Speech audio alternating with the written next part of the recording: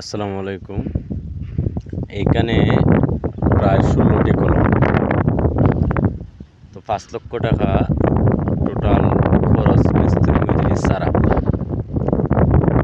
তো ৫,০০,০০০ টাকা কীভাবে আসলো এবং কতটুকু মালামাল লাগলো, এখানে যদি আপনারা হিসাবটা নেন তাহলে অবশ্যই আপনাদের একটা ধারণা হবে যে এতটুকু মালামাল আপনি আপনার জায়গা থেকে লইলে আপনার কত টাকা আসতে পারে এবং এই পর্যন্ত কি কি মালামাল লাগছে এবং ২ তলা ফাউন্ডেশনের ক্ষেত্রে এখানে প্রায় ১৬টি কলম। তো ১৬টি কলম দিয়ে আপনার প্রায় ৫,০০,০০০ টাকা খরচ আসছে নিচের বেস থেকে বিটা লেভেল এবং ছাদ লেভেল পর্যন্ত কলম ডালা শেষ। এবং আপনারা দেখতে পারতেছেন যে কলমগুলো আছে কলমগুলোর মধ্যে কিন্তু যে পলি আছে পলিগুলো কিন্তু পেঁচানো হয়েছে, কারণ অনেকেই যে দেন ফাটের চলা দেন। তো ফাটের চলা দিলে পর কতটুকু উপকারিত এবং পলিথিন দিলে পর আপনার কতটুকু উপকারিত। আপনি ফাটের চলা যদি দেন তাহলে দেখা যায় যে পানি মারার পরে এবং পানি দেওয়ার পরে যে কলমের মধ্যে পানিটা থাকে সেটা কিন্তু আপনার যে এই ফাটের চলা কিন্তু পানিটা টাইনা নেয়। আর যদি আপনি কলমের মধ্যে পলিথিন সহ পানি দেন তাহলে আপনার পলিথিনে পানি টানবে না এবং যতটুকু পানি দিবেন এতটুকু পানি কিন্তু কলমে এটা খাইবে এবং যে বস্তা আছে বস্তাগুলা কিন্তু টাইনা নেয় এবং পলিথিনে কিন্তু এটা টানে না। যতটুকু আপনি পানি দিবেন ততটুকুই কিন্তু কলমে পানি খাবে এবং আপনার পলিথিনে তো আর পানি টানবে না।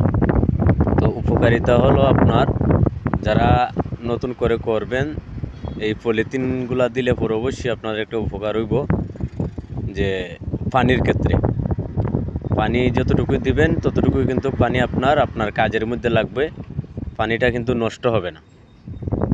আর সোলার বস্তা দিলে দেখা যায় যে আপনার যে পানিটা নষ্ট হয় এবং পানিটা নষ্ট হয় কীভাবে, যে সোলার বস্তা কিন্তু পানিটা পরবর্তীতে টাইনা নেয়। এ কারণে কিন্তু সোলার বস্তার থেকে আমি মনে করি এবং ইঞ্জিনিয়ারিং পরামর্শ হিসাবে এইখানে কিন্তু পলিথিন দেওয়া হয়েছে।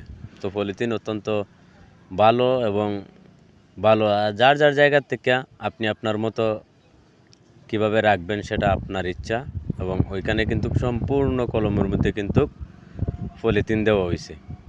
তো ওই জায়গা থেকে যদি আপনি হিসাব করে কি কি মালামাল লাগলো এবং কতটুকু মালামাল লাগলো, এইখানে প্রায় আপনি যদি রডের হিসাব করেন এখানে রড কিন্তু আপনার যে কর্নারের কলমগুলো আছে কলমগুলোর মধ্যে কিন্তু 6টা করে 500টা রড দেওয়া হয়েছে, অর্থাৎ 16 মিলি রড।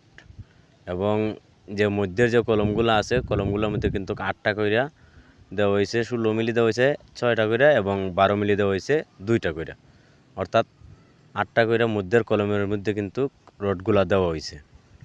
এবং কলমের যে সাইজগুলো আছে আপনার প্রায় 10/12 এবং মধ্যের যে কলমগুলো আছে প্রায় 12/12।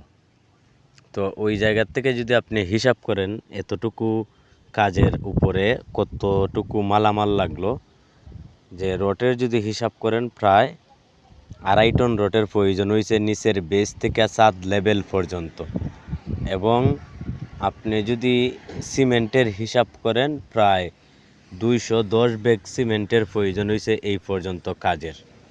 এবং কংক্রিট কুয়া এবং বালি যদি হিসাব করেন প্রায় 500 ফিট বালি এই কংক্রিটের প্রয়োজন হয়েছে এবং প্রায় 300 ফিট বালির প্রয়োজন হয়েছে। তো এতটুকু মালামালের যদি আপনি হিসাব করেন যে আপনি আপনার জায়গা থেকে যে কত টাকা আসতে পারে এতটুকু মালামাল লইলে পর, তো ওইখানে প্রায় 16টি কলমে এতটুকু মালামাল লাগছে। আপনাদের যেটা বলা হয়েছে এতটুকু মালামালের হিসাবটা কত টাকা আসে আপনি আপনার জায়গা থেকে হিসাব করবেন, অবশ্যই আপনার একটা ধারণা হবে যে 16টি কলম করতে কতটুকু মালামাল লাগবে। এবং ওইখানে যে সিস্টেমে এবং যেভাবে কাজগুলা করা হয়েছে এবং যে পদ্ধতি দেওয়া হয়েছে আপনারা ওই পদ্ধতিটা দেখতে পারেন, তাহলে আপনারা অবশ্যই বুঝতে পারেন।